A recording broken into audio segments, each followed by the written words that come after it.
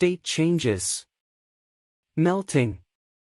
Melting is when a solid changes into a liquid.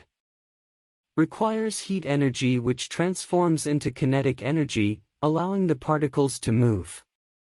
Occurs at a specific temperature known as the melting point, MP. Boiling.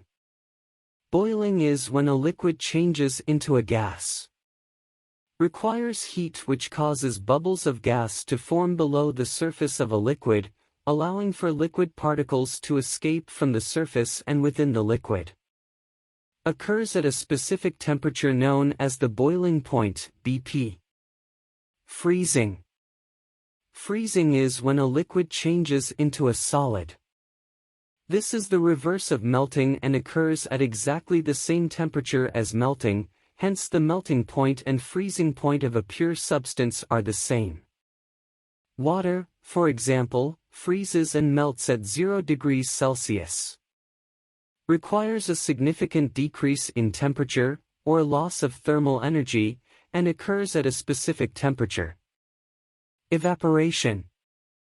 Evaporation occurs when a liquid changes into a gas and occurs over a range of temperatures.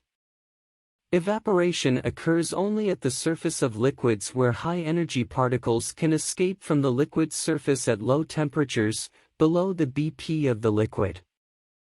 The larger the surface area and the warmer the liquid surface, the more quickly a liquid can evaporate. Condensation. Condensation occurs when a gas changes into a liquid on cooling and it takes place over a range of temperatures.